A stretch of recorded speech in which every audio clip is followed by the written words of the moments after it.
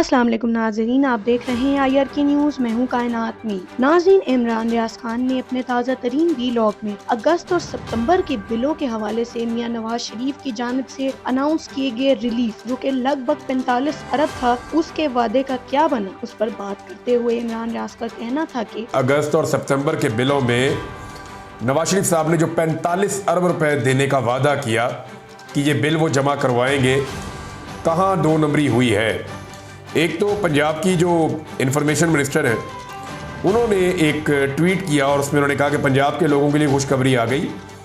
वज़ीर आला मरियम नवाज़ ने साबित कर दिया, जहाँ चाह वहाँ राह। और फिर अल्हम्दुलिल्लाह लिखा हुआ है और साथ उन्होंने बताया जी कि ये बिल जमा करवा दिया है। अब मामला ये है कि एक बिल उन्होंने शेयर किया, ये गुजरांवाला इलेक्ट्रिसिटी पावर कंपनी का बिल है। जब ऑनलाइन कुछ लोगों ने इसको चेक किया तो वहाँ पे बिल किसी और तरह का है, यहाँ पे किसी और तरह का है। नॉर्मली बिल के ऊपर लिखा होता है से नो टू करप्शन, कि करप्शन से इनकार कीजिए, लेकिन इस बिल के ऊपर जो इन्होंने शो किया वो नहीं लिखा हुआ। इनका बनता भी नहीं है, इनके बिल पे नहीं लिखा हो सकता। इससे तो चिढ़ना चाहिए इनको, से नो टू करप्शन, क्योंकि अभी तक ये करप्शन के पैसों का हिसाब नहीं दे सके। इस बिल के ऊपर एक और जुमला लिखा हुआ है, आपका मौजूदा बिल 10,632 रुपए है, जिसमें से वज़ीर आला पंजाब मरियम नवाज ने 3,080 रुपए अदा कर दिए हैं। अब आपके जिम्मे बकिया जो बिल है वो 7,552 रुपए वाजिबुल अदा, इसके अंदर ये लिखा हुआ है। अब जरा आप देखें कहानी, इसके अंदर ट्विस्ट कहां से आता है। आपको लोगों ने बहुत सारे एंगल बताए होंगे। कई लोगों ने ये भी बताया होगा कि ये बिल जो है वो तो सोशल मीडिया पे जो है वो कैप्को का वैसे ही है। कुछ लोग कह रहे हैं जी तारीखों का हेर फेर है, कुछ लोग कह रहे हैं जी से नो टू करप्शन इसके ऊपर नहीं लिखा हुआ, कुछ लोग कह रहे हैं जी मरियम नवाज ने कहां से बिल अदा कर दिया है, उनके या उनके वालिद गिरामी के पैसे तो नहीं है।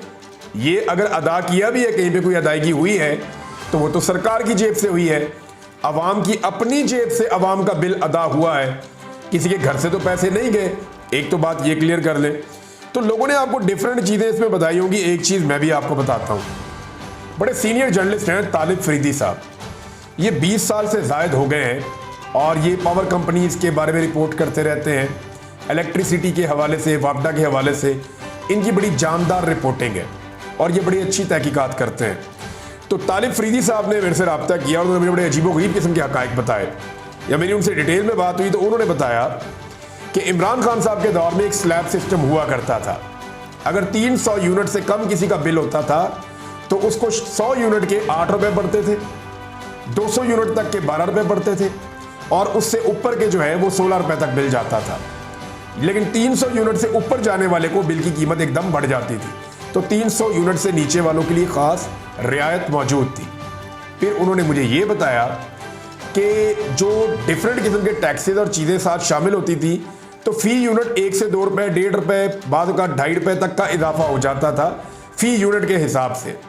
यानी उन्होंने कैलकुलेट करके मुझे बताया कि अगर यही 220, क्योंकि ये जो एक इन्होंने शेयर किया ना बिल, सूबाई इंफॉर्मेशन मिनिस्टर ने पंजाब की, उन्होंने जो बिल शेयर किया उस बिल के अंदर जो यूनिट है वो 220 है और 220 यूनिट के उन्होंने बताया कि 10,632 रुपए इसकी कीमत है। अब उन्होंने बताया तालिब फरीदी साहब ने कि 220 यूनिट की जो कीमत इमरान खान साहब के दौर में थी वो 3,000 के लगभग होती थी। इससे थोड़ी कम या इससे थोड़ी ज्यादा वो टैक्सेस के साथ एडजस्ट हो जाती थी। उन्होंने कहा जी ये बिल होता ही 3,000 था इमरान खान के दौर में, इन्होंने इस बिल को 10,500 से ऊपर पहुंचाया पहले। यानी ये महंगाई इन्होंने खुद की है। पहले एक लंबा डाका मारा आवाम की जेबों पर 2-2.5 साल तक। पहले जो 3,000 वाला बिल था उसको पहुंचाया 10,500 रुपए पे, 10,632 रुपए पे, और फिर उसके अंदर से 3,000 रुपए छोड़ दिए। अब 3,000 रुपए छोड़ के फिर भी 7,500 रुपया उस बंदे को पे करना पड़ेगा जिसको ये बिल आया है। बात यहां खत्म नहीं होती, एक और चीज भी है। मेरे वीलॉग को रिवाइंड करके सुन लीजिएगा, आपको सारा इशू समझ आ जाएगा। नंबर 1, ये बिल 3,000 रुपए का था इमरान खान के दौर में, इसको 10,500 रुपए पे पहुंचाया, फिर 3,000 रुपया उसके अंदर से कहा जी गवर्नमेंट ने पे कर दिया, आप 7,500 रुपया दे दें। पहले ही वो आदमी जो है वो 4,500 के नुकसान में जा रहा है इमरान खान के दौर के तनासुब से अगर आप देखें तो। और ये नुकसान भी इसलिए हो रहा है कि इन्होंने महंगे मंसूबे लाके पाकिस्तान में लगाए। अब इमरान खान की जगह पे आप कोई सोने का भी वजीर आजम ले आएंगे ना तो ये बिजली आपको महंगी मिलनी है। ये बड़ा लॉन्ग टर्म मंसूबा होगा बड़ा टाइम लगेगा जाकर बिजली को वापस सस्ता करने के अंदर। आप सस्ता कर नहीं पाएंगे चाहे जो मर्जी वजीर आजम आ जाए, क्योंकि नवाज शरीफ और शहबाज शरीफ ने जो तोहफे पाकिस्तान के अंदर लाकर लगाए हैं ना, जो ये नारे लगाते थे कि हम ये कर देंगे वो कर देंगे, यानी ये कहते हैं कि बिजली के सारे मनसूबे हमने लगाए हैं और बिजली महंगी इमरान खान की वजह से हुई है। हद हो गई है, महंगे मनसूबे आप लगाएं और महंगी इमरान खान की वजह से हो, ये तो मुमकिन नहीं है। अब आपको एक और चीज मैं बताता हूं कि ये जो 45 अरब रुपया नवाज शरीफ साहब ने दिया, ये कौम को देकर ये क्या एहसान कर रहे हैं। तो ये नवाज शरीफ साहब का अपना नहीं है, हुकूमत पाकिस्तान का पैसा है, अवाम का पैसा है। ये जो 45 अरब रुपया है, इसके पीछे एक कहानी है और कुछ खबरें मैं आपके साथ शेयर कर देता हूं। अप्रैल में, फिर उसके बाद जुलाई में, फिर बीच में जून में ये स्टेटमेंट वजीर दाखिला के और वजीर आजम पाकिस्तान के आते रहे। FIA लाहौर के अंदर बैठ के जो इंटीरियर मिनिस्टर है उन्होंने ये कहा था कि ओवर बिलिंग हुई है और ओवर बिलिंग जिन्होंने की है उनको पकड़ा जाएगा, उनको सजा दी जाएगी, उनको गिरफ्तार किया जाएगा, उनके खिलाफ कानूनी कार्रवाई होगी। अरबों रुपए की ओवर बिलिंग हुई है। अब मैंने मुख्तलिफ लोगों से पूछा कि ये कितनी ओवर बिलिंग हुई है, तो उनका कहना था कि जितना नवाज शरीफ ने रिलीफ दिया है ना, उससे कई गुना ज्यादा ओवर बिलिंग हुई है। अब मामला ये है कि ओवर बिलिंग के नाम के ऊपर आप अवाम की जेब में डाका डालें 10 रुपए का और वापस आप उनको रिलीफ दें 3 रुपए का, तो ये कितनी बड़ी ज्यादती है कि 10 रुपए उनके लूट के फिर उनको 3 रुपए दे रहे हैं। तो दो तरह की डकैती हुई है। एक तो ये हुई कि इमरान खान के दौर में जो बिजली आपको 3000 के आसपास मिलती थी वो अब आपको 10,500 रुपए की मिलती है। दूसरा, ना सिर्फ वो 10,500 रुपए की मिलती है बल्कि गुज़िश्ता कई महीनों से आपकी जेब के ऊपर ओवर बिलिंग की सूरत में डाका डाला गया। जिन लोगों ने डाका डाला उनमें से कहा गया कि बंदे पकड़ेंगे, गिरफ्तार करेंगे, कानूनी कार्रवाई करेंगे। आज तक कोई कार्रवाई रिपोर्ट नहीं हुई, किसी बंदे को गिरफ्तार नहीं किया गया। जो अरबों रुपए की ओवर बिलिंग हुई वो पैसा वापस नहीं आया। वो पैसा कहाँ गया?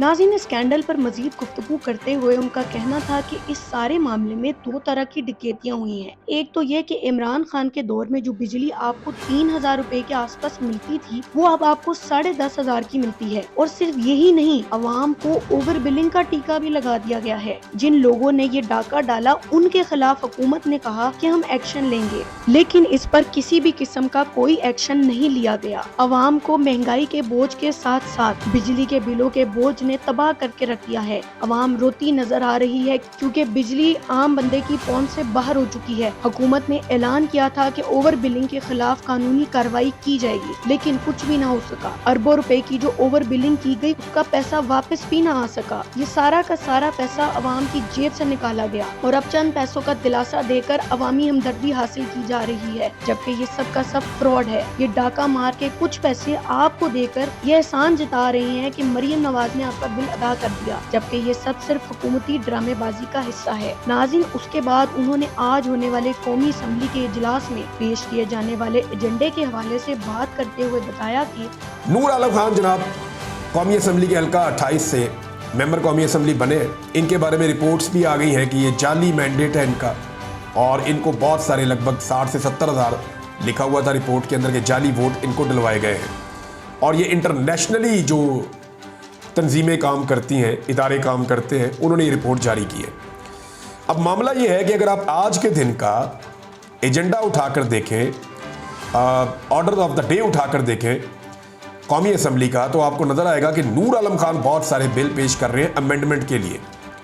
यानी यहाँ लिखा हुआ है मिसाल के तौर पे सबसे पहले Noor Alam Khan to move for leave to introduce a bill further to amend the constitution, यानी कॉन्स्टिट्यूशन में अमेंडमेंट, आइन में तरमीम के लिए बिल पेश कर रहे हैं। Islamic Republic of Pakistan the constitution amendment bill 2024 article 184। कौन कौन से आर्टिकल में करने जा रहे हैं देख लें। नूर आलम खान जिनका ताल्लुक फजल रहमान साहब की पार्टी से, फजल रहमान साहब जरदारी साहब को कह चुके हैं कि मैं किसी बिल के लिए आपकी हमायत नहीं करूंगा, मैं आईनी तरमीम में आपके साथ नहीं खड़ा हूंगा, हम बहुत दूर निकल आए हैं और मैं आईनी तरमीम नहीं करवाऊंगा। फजल रहमान साहब के 8 MNAs मौजूद हैं, 5 सेनेटर्स हैं उनके पास, और वो अगर मिल जाते हैं जरदारी साहब के साथ तो फिर 2/3 अक्सरियत के बहुत करीब वो लोग पहुंच जाते हैं। तो फजल रहमान साहब से वो इसलिए जाकर मिले थे। अब फजल रहमान साहब की पार्टी के नूर आलम खान साहब क्या कर रहे हैं, आर्टिकल 184, आर्टिकल 51, 59, आर्टिकल 106, आर्टिकल 177, 193, 208 उसके बाद जी दीगर जो आर्टिकल है उनसे मुतालिक, तौहीन अदालत के मामलात से मुतालिक, और बहुत सारे आर्टिकल्स और भी लिखे हुए हैं। इनके अंदर सबके अंदर नूर आलम खान साहब पेश कर रहे हैं अमेंडमेंट का बिल, आइन में तरमीम का बिल। अब आप ये देखें कि ये है क्या, ये आर्टिकल्स क्या है। केस को सुनने से मुतालिक जो अदालती इख्तियारात हैं उनसे मुतालिक है, सुप्रीम कोर्ट हाई कोर्ट के जजेस और चीफ जस्टिस की तैनाती से मुतालिक है, मखसूस नशस्तों के हवाले से है, चाहे वो ख़वातीन की हैं चाहे वो अक़लियतों की हैं। उसके बाद जो अद खुद नोटिस के इख्तियारात हैं उनके आर्टिकल्स में, फिर आइनी तरमीम का बिल कौमी असम्बली में अब ये पेश करेंगे, तौहीन अदालत के इख्तियारात के हवाले से भी बिल पेश होगा। तो ये सारे के सारे वो बिल्स हैं जिनके बारे में डिस्कशन चल रही है गुज़िश्ता चंद दिनों से। तो ये नूर आलम साहब पेश करने जा रहे हैं जो फजल रहमान साहब की पार्टी से ताल्लुक़ रखते हैं। तो क्या फजल रहमान साहब की मुशावरत से ये हो रहा है, ये आपको आज के दिन में पता चल जाएगा। लेकिन सेम टाइम में वजीर कानून का जो स्टेटमेंट है उसको हम नज़रअंदाज नहीं कर सकते। वजीर कानून ने गुज़िश्ता रात एक स्टेटमेंट दिया और उन्होंने ये कहा कि अपने बयान में उन्होंने बड़ा वाज़ेह कर दिया कि अफवाहों का कोई इलाज नहीं है। चीफ जस्टिस से मुताल्लिक ऑन रिकॉर्ड हूँ, चीफ जस्टिस के हवाले से कह चुका हूँ कि वो तौसी में दिलचस्पी नहीं रखते। वज़ीर कानून कह रहे हैं कि कादी फ़ायद ईसा तौसी के अंदर या एक्सटेंशन के अंदर दिलचस्पी नहीं ले रहे। हुकूमत सबको एतमाद में लेकर कानून साजी करने की कायल है। उन्होंने कहा जी कि चीफ जस्टिस ऑफ पाकिस्तान की तैनाती आईनी तरीक़ाकार के मुताबिक होगी। ये नहीं बताया कि आइन में तरमीम करने के बाद होगी या जो अभी आईनी तरीक़ाकार है उसके मुताबिक होगी। जब चीफ जस्टिस पाकिस्तान रिटायर होंगे तो सीनियर मोस्ट उनकी जगह लेंगे, ये उन्होंने कह दिया। और इससे तो क्लियर हो रहा है कि मंसूर अली शाह साहब आएंगे, लेकिन अभी देखें कि होता क्या है। साथ ही साथ उन्होंने कहा कि आइन में तरमीम से मुताल्लिक हुकूमत ने उनको हदायत की थी वजीर साहब को कि चीफ जस्टिस को ऑन बोर्ड रखूं, लिहाजा ये जो भी हो रहा है इसमें कादी फ़ायद ईसा साहब ऑन बोर्ड है, ये उन्होंने कहा। दूसरा उन्होंने कहा कादी साहब को एक्सटेंशन नहीं मिल रही। तीसरा उन्होंने कहा कि कोई ऐसी चीज़ हम नहीं करने जा रहे कि सीनियर मोस्ट ही आएंगे और वो आकर चीफ जस्टिस लगेंगे। एक तो ये चीज़ आप क्लियर कर लें। लेकिन फिर आइन में तरामीम क्यों हो रही है? एक तो सुप्रीम कोर्ट ऑफ पाकिस्तान ने जो फैसला कर रखा है उस फैसले के खिलाफ कोई तरामीम होने जा रही है कि मखसूस नशिस्तें ना मिले पाकिस्तान तहरीक इंसाफ को। ये खेल खेला जा रहा है और वो सीटें मिल जाए हुकूमत की जमातों को ताकि वो 2/3 अक्सरियत इंजॉय करें, जिस किस्म की कानून साजी करना चाहें वो कर लें। तो ये खेल अभी जारी है। वजीर साहब कुछ और कह रहे हैं, नूर आलम खान साहब ने जो बिल पेश किए हैं वो कुछ और बता रहे हैं। वो तो ऑर्डर ऑफ द डे है, लेकिन आज दिन में क्या होता है हमें सारी चीज़ें समझ आ जाएंगी। नाज़रीन, उसके बाद इमरान रियाज ने बलूचिस्तान के हालात पर गुफ्तगू करते हुए बताया कि बलूचिस्तान में हालात हर गुजरते दिन के साथ कशीदा होते चले जा रहे हैं और ये हालात हुक्मरानों और ताकतवर लोगों की अटेंशन मांगते हैं। उनका कहना था कि ख्वाजा साद रफीक ने कहा है कि बलूचिस्तान से उठने वाली लाल आंधी अब साइक्लोन बनती जा रही है, जबकि मुस्लिम लीग नून से ताल्लुक रखने वाले सेनेटर मियां अफनान उल्लाह खान का कहना था कि बलूचिस्तान में हकीकी सियासतदानों को दबाकर उन लोगों को ऊपर बिठाया गया जिनका अवामी राब्ता जीरो है। ना वो अवाम के नुमाइंदे होते हैं और ना ही वो अवाम की वोटों से आते हैं, लिहाजा उन्हें अवाम की कोई परवाह नहीं होती। गैर मुंतखब शुदा लोग बलोची अवाम पर मुसल्लत करने की वजह से बलूचिस्तान की अवाम फेडरेशन से बिल्कुल अलग हो चुकी है। अफनान उल्लाह खान का मजीद कहना था कि बलूचिस्तान का मसला सियासी है और इसका सियासी हल ही निकलेगा, कभी भी अस्करी हल नहीं निकल सकेगा। इस पर उन्होंने मजीद कहा कि ख्वाजा आसिफ साहब को पता नहीं क्या हो जाता है, मेरी समझ से बाहर है। जब वो अपोजिशन में होते हैं तो वो इनकलाबी बन जाते हैं और हर चीज़ को जमहूरियत के साथ देखते हैं, लेकिन जब वो हुकूमत में आते हैं तो वो मार्शल लॉ डिक्टेटर बन जाते हैं। अब ख्वाजा आसिफ लापता अफराद के साथ इस मामले को जोड़ रहे हैं। भाई इस मामले को अगर आपने लापता अफराद के साथ ख्वाजा साहब जोड़ना है तो आप जाइए और जाकर नवाज शरीफ से और मरीम नवाज से पूछिए कि वो लापता अफराद के कैंपों में क्यों गए थे। उनसे पूछिए कि उन्होंने लापता बलोचों के बारे में बातचीत क्यों की थी। उनसे पूछिए कि वो जबरी गुमशुदगियों के खिलाफ आवाज़ क्यों उठाते थे। आज आप हुकूमत में है, आज आपने इंप्लीमेंट करना है इन चीज़ों के ऊपर। देखिए जो बलूचिस्तान में दहशतगर्दी है उसको कोई भी जी शऊर जो है वो उसकी हमायत नहीं कर सकता, वो पागल ही होगा। दहशतगर्दी को ख़त्म होना चाहिए, कुचलना चाहिए ऐसे अनासर को जो हथियार लेकर आ गए और उन्होंने आम लोगों को कत्ल करना शुरू कर दिया। इसकी कोई गुंजाइश नहीं होनी चाहिए। लेकिन सेम टाइम में जो बलूचिस्तान के दरीना मसाइल हैं, पुराने मसाइल हैं, वो भी हल होने चाहिए। अब इसमें जो एक बड़ा ज़बरदस्त स्टेटमेंट है वो सरफराज भुट्टी साहब का है। वो जिस तरह इक़्तिदार में है, जो कुछ उन्होंने किया, मैं बहुत सारी चीज़ों का नाक़िद हूँ, लेकिन एक बात उन्होंने ठीक की।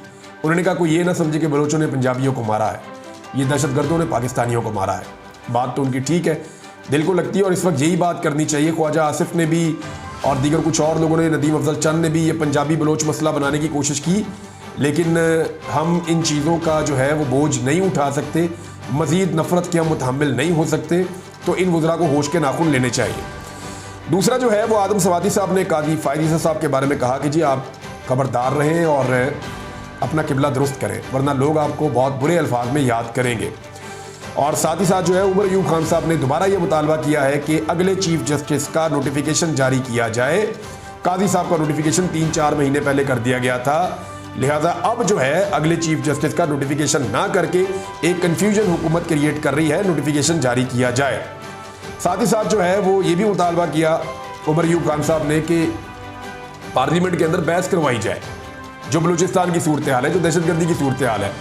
देखिए पार्लियामेंट में जो बातचीत हो रही थी उसमें कुछ लोग कह के भी लगा रहे थे, बड़ा अनफॉर्चुनेट है, बदकिस्मती है पाकिस्तान की कि एक ऐसे वक्त में जब 72 लोग अगले चंद दिनों के अंदर जो है वो बलूचिस्तान में शहीद हो जाते हैं, मारे जाते हैं, और उसके बाद जो है वो कच्चे के अंदर जिस तरह डाकू अटैक करते हैं पुलिस के ऊपर, इस सारे सिनेरियो में अगर कौमी असम्बली में कह के लग रहे होंगे तो लोग ये समझेंगे और ये समझने में हक बजानिब होंगे कि संजीदगी हमारे मामलात को लेकर या हमारी जानों को लेकर कितनी है। नाज़रीन, आखिर में उन्होंने बताया कि अली अमीन गंडापुर ने बयान जारी किया है कि मेरे से इस्टेब्लिशमेंट ने राब्ता किया कि इस्लामाबाद जलसा मुअत्तल किया जाए, लेकिन मैंने उन्हें साफ साफ कहा कि जब तक इमरान खान से बात नहीं होगी मैं जलसा मुअत्तल नहीं करूंगा। इमरान खान को यहाँ ले आए तो फिर कुछ हो सकता है, मगर इस पर बात न बनने पर इस्टेब्लिशमेंट ने मेरे से राब्ता करते हुए किसी भी बंदे को नुमाइंदे के तौर पर इमरान खान के पास भेजने का फैसला किया। मैंने आज़म सवाती का नाम दिया, जिस पर आज़म सवाती इमरान खान से मिले और इमरान खान की मर्जी और मंशा से जलसा मनसूख हुआ। लेकिन नाज़रीन, जलसा मनसूखी के हवाले से इमरान खान की बहन अलीमा खान ने कहा है कि इमरान खान कह चुके हैं कि अब पत्थर पर लकीर है, चाहे कुछ भी हो जाए,